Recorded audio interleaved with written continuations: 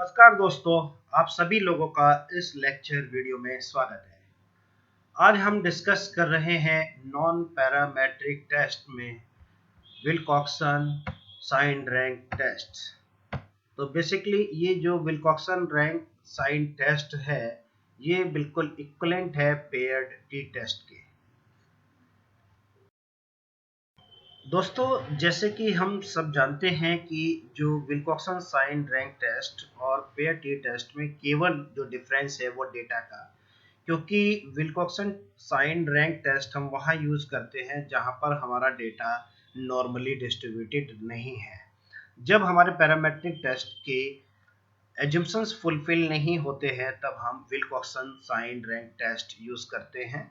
और विल्कॉक्सन rank sign test में हम सेम रेस्पोंडेंट को 2 टाइम्स ऑब्जर्व करते हैं। एक तो बिफोर ट्रीटमेंट उनके ऑब्जर्वेशंस लेते हैं और दूसरा आफ्टर ट्रीटमेंट ऑब्जर्वेशन लेते हैं, और फिर इसमें देखना चाहते हैं कि जो ट्रीटमेंट हमने किया या जो एक्सपेरिमेंट हमने किया, क्या उससे हमारे जो आउटकम है उसमें कोई डिफरेंस आया है या नहीं। तो बेसिकली ये जो है बिल्कुल पेयर टी टेस्ट की तरह सेम रेस्पोंडेंट के लिए ही हम 2 टाइम्स जब ऑब्जर्व करते हैं तो तब हम Wilcoxon sign rank test use करते हैं। अब हम दोस्तों एक केस स्टडी देखेंगे। इस केस स्टडी जो बहुत छोटी सी केस स्टडी, ऐसे ही हाइपोथेटिकल है ये। इसमें जो एक रिटेलर है वो ये जानना चाहता है impact of print advertising on sales, कि सेल्स पर प्रिंट एडवर्टाइजमेंट का कितना इम्पैक्ट हुआ, सेल्स इंक्रीज हुई या नहीं। और उन्होंने 1 मंथ के लिए अपनी 10 आउटलेट्स हैं उनकी, हर जगह उन्होंने 1 महीने के लिए अपनी जो आउटलेट्स हैं वहाँ पर प्रिंट एडवर्टाइजमेंट यूज किया उस पर्टिकुलर लोकेशन में। और उन्होंने बिफोर एक्सपेरिमेंट और आफ्टर एक्सपेरिमेंट जो सेल्स के रिजल्ट्स हैं वो हमने देखे हैं कि उनके पर डे के सेल्स कितने आ रहे हैं।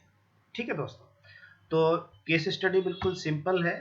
इसमें देखिए कि जो ये हमारा डेटा है दोनों ही हमने स्केल में लिया है, और ये जो डेटा है रुपीस में है पर डे की सेल, और ये आफ्टर ट्रीटमेंट है। लेकिन हम लोग जब Wilcoxon sign rank test use करते हैं उससे पहले, क्योंकि ये नॉन पैरामेट्रिक टेस्ट है, तो उससे पहले हमें पैरामेट्रिक टेस्ट के एजम्पशंस देखने चाहिए कि क्या हमारा डेटा नॉर्मली डिस्ट्रीब्यूटेड है या नहीं है। अगर डेटा नॉर्मली डिस्ट्रीब्यूटेड है तब हमें नॉन पैरामेट्रिक टेस्ट करने का कोई उचित नहीं है वो, तब हम इसी को पेयर टी टेस्ट यूज करेंगे। तो चलिए सबसे पहले हम इस डेटा का अपना जो नॉर्मलिटी है वो चेक करते हैं कि डेटा हमारा नॉर्मल है या नहीं है। देखिए दोनों जो हमारे बिफोर प्रिंट एडवर्टाइजमेंट जो सेल थी और आफ्टर प्रिंट एडवर्टाइजमेंट जो सेल है, दोनों को हमने डिपेंडेंट लिस्ट में लिया। अब हम प्लॉट्स में जाएंगे। प्लॉट्स में केवल नॉर्मलिटी प्लॉट्स जो है इसको हम टिक करेंगे, क्योंकि केएस टेस्ट के थ्रू हम डेटा की नॉर्मलिटी जानते हैं। और अगर हमारी पी वैल्यू 0.05 से ज़्यादा है तब हम कहेंगे डेटा हमारा नॉर्मल है, अदरवाइज हम कहेंगे कि डेटा हमारा नॉर्मल नहीं है। ये देखिए,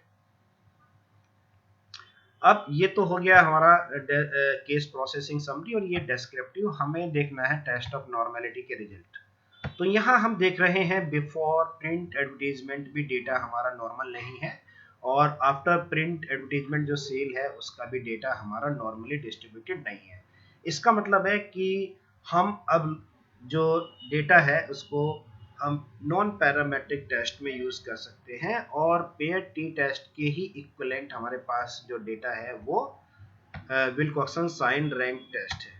और जैसे हम ये कंडीशन भी इसमें समझ रहे हैं कि जो ये विल्कॉक्सन साइन रैंक टेस्ट है, बेसिकली इसमें कंपेयरिंग टू रिलेटेड कंडीशन है ना, और we still have non parametric test हम यूज कर रहे हैं, क्योंकि बिफोर और आफ्टर जो हमने डेटा की नॉर्मलिटी चेक की है वो हमारी नॉर्मल नहीं है। ठीक है, अब देखिए ये हमारे पास डेटा है। इसका जो एक रिटेल आउटलेट है उनका पर डे का sale 6,000 rupees, 9,000 rupees, 25,000 rupees, 90,000 rupees, इस तरीके से हमारा डेटा ये 10 आउटलेट्स का है। फिर जब हमने 1 मंथ के लिए प्रिंट एडवर्टीजमेंट यूज किया तो हमारा जो रिजल्ट है वो देखिए, सेल्स का यहाँ पर इंक्रीज हो गया 1,05,000, लेकिन यहाँ पर 11,000, 80,000, 6,000, इस तरीके से ये हमारे पास रिजल्ट आ गया है।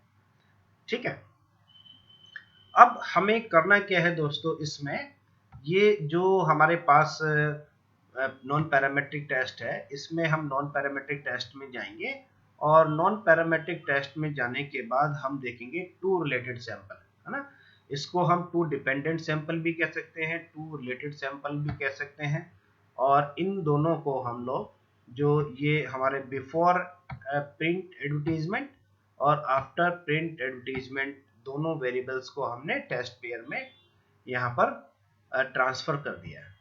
और इसके बाद हम इसमें चाहें तो डेस्क्रिप्टिव स्टैटिस्टिक्स और क्वार्टाइल, ये बेसिकली हमारा जो डेटा है उसका सेंट्रल टेंडेंसी के बारे में और जो मेजर्स ऑफ डिस्पर्सन है और डिस्ट्रीब्यूशन है उसके बारे में ये हमें बताता है। और इसके बाद हमने कंटिन्यू किया, कंटिन्यू करने के बाद यहाँ पर हम देखेंगे बाय डिफॉल्ट विल-कॉक्स टेस्ट यहाँ पर है। ठीक है, अब हमने अपने इस रिजल्ट को ओके किया। ओके करने के बाद देखिए हमारे पास जो रिजल्ट आया वो इस तरीके से है। तो सबसे पहले हम डेस्क्रिप्टिव स्टैटिस्टिक्स को हम समझ लें कि बिफोर ट्रीटमेंट जो हमारा मीन वैल्यू है सेल का वो है 24,000 रुपीज पर डे। ठीक है, 10 आउटलेट्स का। और आफ्टर प्रिंट एडवर्टीजमेंट 26,200।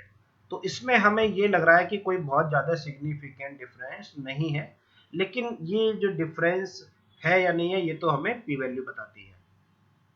अब ये स्टैंडर्ड डेविएशन के बारे में बात करते हैं। स्टैंडर्ड डेविएशन बेसिकली करता क्या है, मीन वैल्यू से जो हमारे इंडिविजुअल ऑब्जर्वेशंस हैं वो कितना डेविएट कर रहा है ये उसके बारे में बता रहा है। और जो मीन सेल्स है हमारी वो 3000 थी, मैक्सिमम सेल्स हमारी जो है वो 90,000 है। और ये हमने अपने पूरे डेटा को क्वार्टाइल में डिवाइड किया है। ये लोअर क्वार्टाइल है हमारा, ये अपर क्वार्टाइल है और ये बाकी का हमारा मीडियन है। मतलब 25% जो डेटा है हमारा 4000 से कम है और बाकी जो 75,000 ये मीडियन वैल्यू आ रही है। मतलब 50% डेटा हमारा 7,500 से कम है और बाकी का जो है हमारा उससे ऊपर है। इसी तरीके से हम थर्ड क्वार्टाइल को इंटर कर सकते हैं। और ऐसे ही देखेंगे हम जो मीन वैल्यू है इसकी, यहाँ से हमने देखा कि ये 24,000 है, यहाँ पर 26,200 है और ये मिनिमम 2,000 की सेल है और मैक्सिमम 1,05,000 की है। और ये इस तरीके से हमने अपना जो क्वार्टाइल है उसको डिस्क्राइब किया। अब दोस्तों ये जो है क्या नेगेटिव एंड पॉजिटिव रैंक, इसमें हमने देखा कि जो मीन रैंक आई है हमने अपने डेटा को रैंकिंग ऑर्डर में लगाया। जैसे ये हमारा डेटा है देखिए, तो इसको क्या है हम इसकी रैंकिंग करेंगे। ठीक है ना, 1 2 3 4। तो इस डेटा को हम असेंडिंग ऑर्डर में हम लिख सकते हैं। ये देखिए दोनों ही डेटा को चाहे तो हम असेंडिंग ऑर्डर में लिख सकते हैं और उसके बाद जो है ये डेटा हमारा इस तरीके से आ जाएगा। और फिर इसमें जैसे ये देखिए 3000 को 1 रैंक दिया, इन दोनों का 1 है तो 1.5 हो जाएगा रैंक। ठीक है ना, तो इस तरीके से ये रैंक देने का क्राइटेरिया है। और रैंक देने के क्राइटेरिया के बाद हम यहाँ पर देख रहे हैं कि जो मीन रैंक है, नेगेटिव मीन रैंक है हमारा वो 4.9 है और जो दूसरा जो हमारा रैंक है बिफोर प्रिंट वाला वो पॉजिटिव रैंक है 6.19। ठीक है, और ये इनका सम है। जो रैंक है जो जैसे आफ्टर प्रिंट एडवर्टीजमेंट की जो रैंक है, जैसे ये देखिए इनका हमने बेसिकली यहाँ पर सम कर लिया है। जैसे 1 2 3 जो भी रैंकिंग ऑर्डर में है वो उसको सम करने के बाद हमारे पास ये मीन सम रैंक आता है। और जब हमने इसको इसका मीन रैंक निकाल लिया, ठीक है, ऐसे ही सम ऑफ रैंक का यहाँ पर हमने मीन रैंक निकाला। 24.5 को जब हम डिवाइड करेंगे 5 केसेस से तो ये 4.9 आएगा। और यहाँ पर जो है 30.50 को जब डिवाइड करेंगे 5 से तो 6.10 आएगा। ठीक है, अब जो मेन रिजल्ट है हमारा वो ये देखिएगा, हमारा जो रिजल्ट आ रहा है ये इसमें जेड वैल्यू है हमारी, जेड वैल्यू टी वैल्यू की तरह ही है। यहाँ पर वैल्यू आ रही है हमारी -0.306। इसका मतलब है अभी इससे हमें कुछ नहीं पता चलेगा, पता चलेगा ये पी वैल्यू से। और ये पी वैल्यू जो है हमारी 0.760 आ रही है। ये 0.05 से ग्रेटर है, और जब कोई भी पी वैल्यू 0.05 से ग्रेटर आता है तब हम कहेंगे रिजल्ट्स हमारे सिग्निफिकेंटली डिफरेंट नहीं है एक दूसरे से।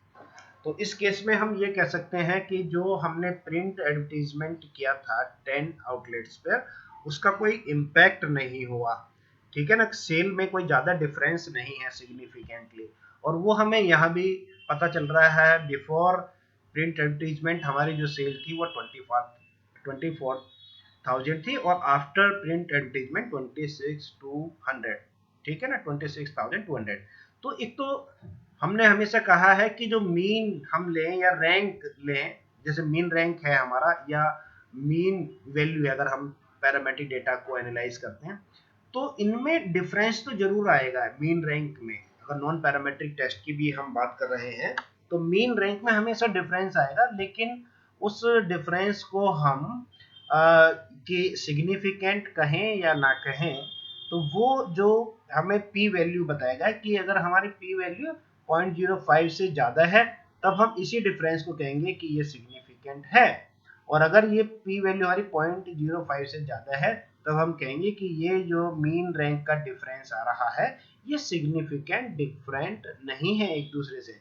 इसका मतलब है कि हम अपना जो ये क्या कहते हैं प्रिंट एडवर्टीजमेंट का इम्पैक्ट कुछ भी नहीं हुआ हमारे एडवर्टीजमेंट को ज्यादा करने के लिए, वो सेल्स को। अब देखिए यहाँ पर हमें इतना ही रिजल्ट अपना रिपोर्ट करना है, या हम इससे पहले ये भी कह सकते हैं कि जो हमारा डेटा, चूंकि ये भी हम इंटरप्रेशन थोड़ा सा दे सकते हैं कि बिफोर और आफ्टर जो पीरियड हमने डेटा की नॉर्मेलिटी निकाली थी वो डेटा हमारा नॉर्मल नहीं था, ठीक है।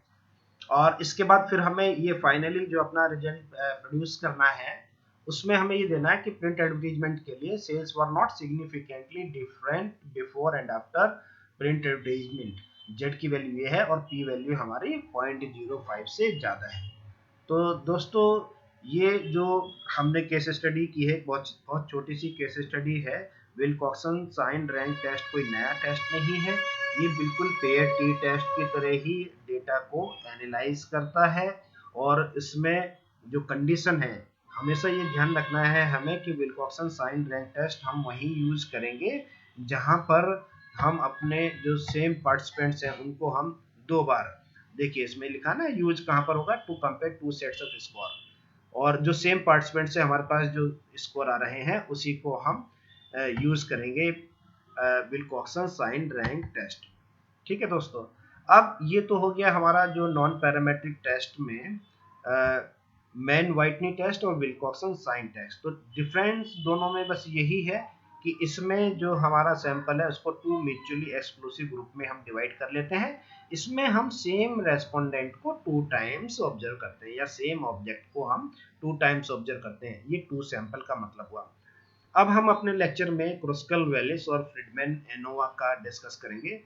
यहाँ पर तो हैं टू सैंपल्स, मतलब एक ग्रुप को हमने म्यूचुअली एक्सक्लूसिव टू कैटेगरीज में डिवाइड किया है। यहाँ पर हम सेवरल ग्रुप्स में अपने सैंपल को डिवाइड करेंगे। यहाँ पर हमारी जो कैटेगरी हो सकती है 3 भी हो सकती हैं, 4 भी हो सकती हैं।